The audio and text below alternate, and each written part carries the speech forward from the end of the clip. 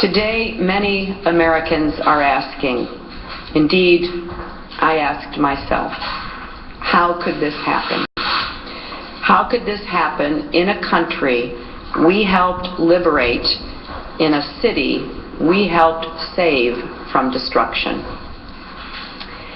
This question reflects just how complicated and at times how confounding the world can be. But we must be clear-eyed even in our grief.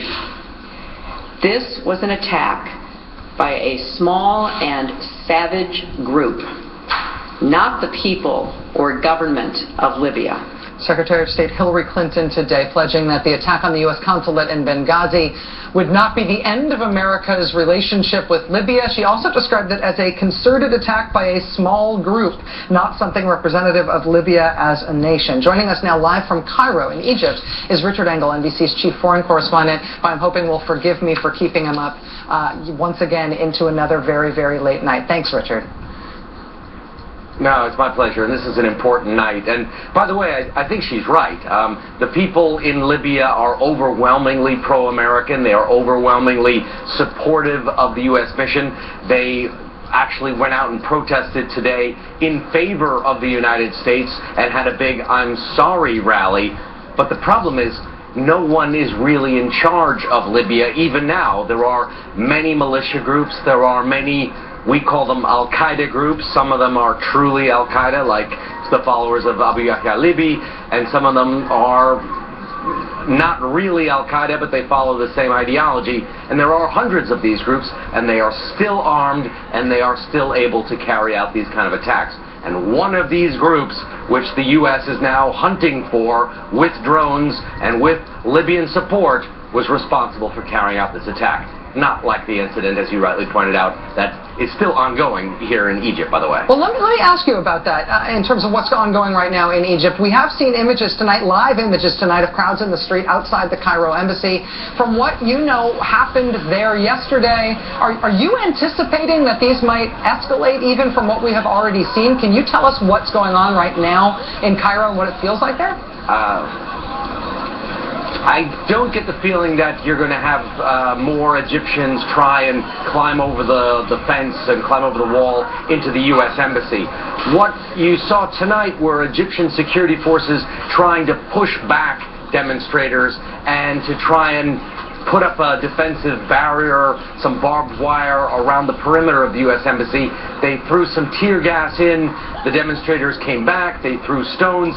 And then the Egyptian government effectively gave up and is allowing them to stay close-ish. And this is the battle that the Egyptian government is trying to do.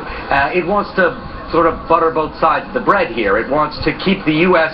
happy and listen to what President Obama was saying in that speech, which I found very interesting, by the way. We'll talk about that more in a minute, saying Egypt better be serious about protecting our diplomats. So Egypt did dispatch forces and did try and push people away. But this is a new Islamic, or Islamists, to use that term that is often used, government. Mohammed Morsi from the Muslim Brotherhood. His heart and his politics are with the people who are on the street, with the crowds who were offended by this ridiculous video that was posted online. In fact, already today, Morsi, the president, asked the U.S. Embassy in Washington to file a lawsuit in Egypt's name against the director of this ridiculous movie. So he, in his heart of hearts, is against the movie, which I can understand, and is trying to play that populist card a little bit. So he doesn't want to crush these demonstrations too much, and I think that's why we haven't seen him come out, make any statements, go on television and say what happened was wrong, because I'm not so sure if he thinks what happened was entirely wrong. If he did go out and do that, would it have an effect on those protesters, do you think? Does he hold enough sway with the hearts of the people who are in those streets right now that he could affect what they do?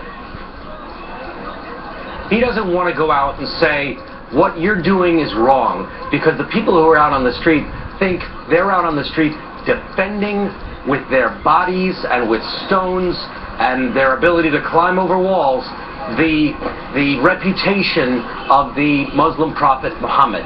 And he's not going to go out on television and say, what you're doing is wrong. I think that would be too much of a risk for him. I think that would go against his moral structure, because this is the kind of guy who, before he became president, would likely have been out doing this kind of demonstration, and his party, the Muslim Brotherhood, has called for more demonstrations on Friday.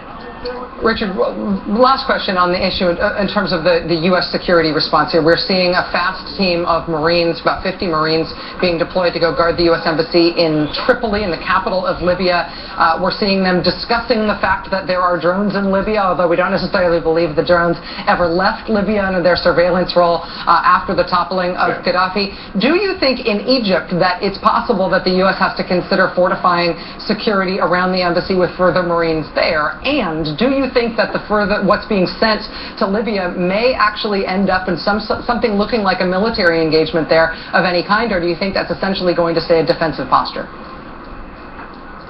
I think there's already types of special operations going on in Libya, in Mali, where Al-Qaeda has operated. There was great concern in the military community that all of this Libyan weaponry suddenly disappeared as Gaddafi's regime collapsed. So I know the military has been very concerned about this, concerned about the numerous militant factions. If you remember, when we covered the Libyan revolution, there was all this weaponry, these RPGs, the armories that were being looted.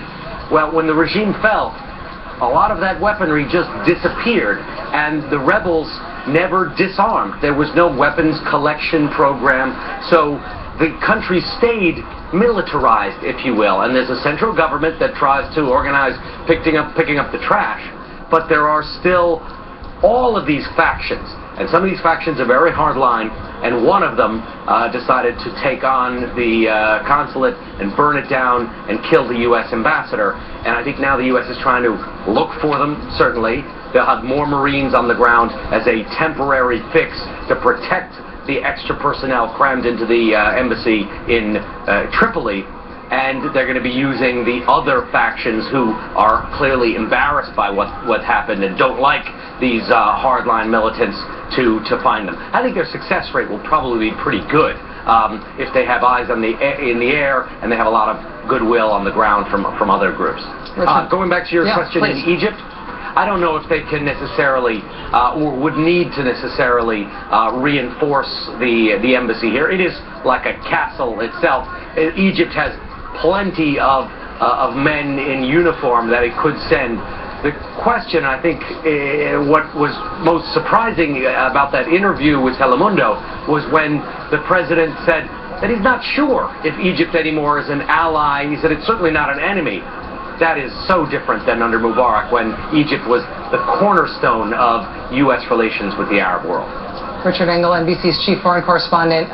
Thank you again for your time. Once again, I feel both guilty for keeping you up and cognizant of the fact that while I am keeping you up, the thing that you're reporting on is happening live very late at night in the place where you are. You have a tough job, man. Stay safe. Thank you for being with us. Hey, Thank you, Richard. All right.